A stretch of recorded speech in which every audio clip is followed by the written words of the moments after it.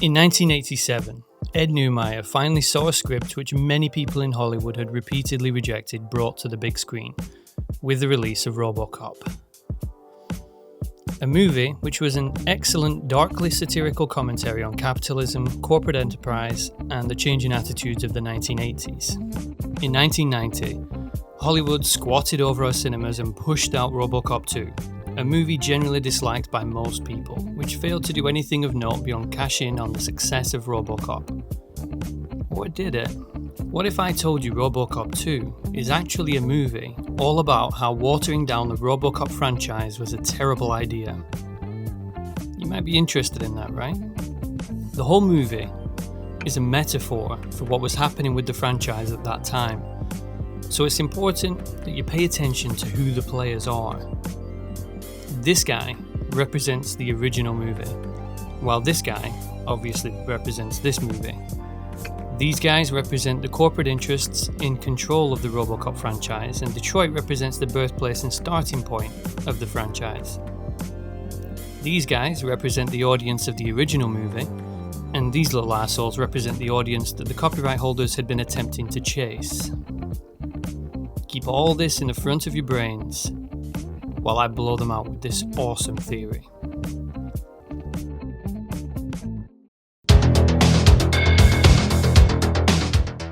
For some reason, movie production companies have always sold the toy rights to movies which children would never and should never see. Robocop was no exception. After Robocop became so popular, the studio sold the merchandising rights which allowed toy companies to make and market toys aimed squarely at an audience which had never seen the original product. This was a problem for both the studio and the toy makers. If kids had seen the movie, then not only would the extra ticket sales put more cheddar in the bank for the production company, they would have also been able to make more money selling the merchandising rights as well. But they couldn't just make a family movie about such a violent and politically satirical film, so they did the next best thing. They made this shit.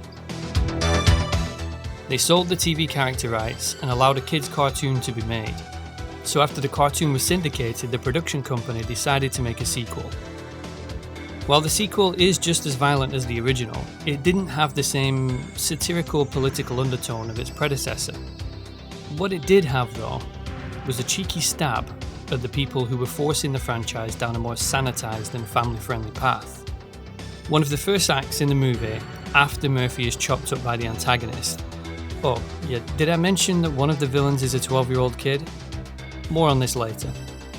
So one of the first acts after Murphy is chopped up by this kid is to rebuild him and sanitize him. Gone is the judge, jury and executioner, and in his place is a polite, lame peacekeeper It's a beautiful morning. Who seems utterly incapable of achieving anything. It's almost as though the people making the movie were trying to tell everyone how shit and boring a family-friendly Robocop really is. Is this scene just an excuse to have a shocking, foul-mouthed kid in the movie which Robocop can't shoot? Can't shoot a kid, can you, fucker? Or is it the filmmakers literally telling us that Robocop cannot and should not target children? I always thought it was odd how two characters who seemed to be well-meaning in the first film became heartless corporate bastards in the sequel. In this scene, it's revealed that OCP is secretly behind bankrupting the city of Detroit in order to devalue it and buy it, so that they can rip it apart and build a new, more corporate, more profitable city. If you think of Detroit as a metaphor for the heart of the original movie, and OCP as the production company behind it, then the context of this scene becomes one where the production company is willing to undermine the spirit of the movie in order to raid the assets. The movie even has a scene in which corporate fat cats sit down to watch the production of a series of Robocops intended to go into mass production for profit, with each one committing suicide because it lacked what the original Robocop had, a reason to exist beyond corporate greed. The writers literally created a scene in which copies of Robocop kill themselves because they aren't Robocop. I don't think it's a coincidence that at a time when the franchise was being sanitized for a younger audience, the filmmakers made one of the primary antagonists of this film a child. It's literally a member of the target demographic the franchise was leaning toward that gleefully dismantles and decommissions Robocop in a pretty brutal fashion. After he's been dismantled, a committee of worried parents and corporate people discuss how to rebuild Robocop and have him appeal to a wider audience. They do this by changing his programming and make him less harsh and more polite. The filmmakers clearly didn't agree with the direction the franchise was being pushed toward, and from the moment that he's reprogrammed, we're shown exactly what happens when you try and make an adult franchise appeal to kids. He's goofy, he has no authority, and he's lost the respect of even his closest colleagues. This could be interpreted as the film literally telling everyone that by trying to appeal to a younger demographic, you're going to lose your core audience.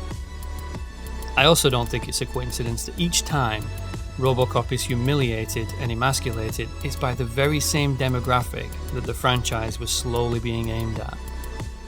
In a clear metaphor about returning to its roots and pleasing the original fans of Robocop, he fries his circuits, erasing his new programming and returning to his old violent self, and at the same time gets all of his old friends and colleagues back on his side again once they realise that he's not a sanitised corporate stooge anymore. There are numerous occasions when Robocop is literally told that Alex Murphy is dead. He is just a product to be utilised at the disposal of a corporation bent on turning profit at any cost. So while Robocop 1 spent a whole movie showing us that Robocop had a soul, Robocop 2 continually tells us that that soul has been exchanged for profits, something the franchise would continue to do for many, many, many years. When Kane becomes Robocop 2 in the final act of the movie, the film makes a point of showing what happens when you create a Robocop movie purely to fulfill corporate interest. His version of Robocop, created to maintain profits, is cold, empty, soulless, and kills even his friends in pursuit of what he needs, the drug, which is referred to as nuke. When Robocop 2 is unleashed upon the public, it mercilessly destroys anything in its path, sullying the public memory of the original Robocop at the same time. During the final act, the CEO of OCP reveals Robocop 2 to the press with fanfare and pitches him as a newer, safer, superior model. He goes on an instant rampage trying to destroy the original Robocop and obtain the nuke. He is literally a soulless corporate copy of the original, willing to sacrifice everything in pursuit of his addiction. It's only when the original Robocop fights back that he's defeated. They give him the drug, which subdues him long enough for Robocop to dive onto him and rip out his brain.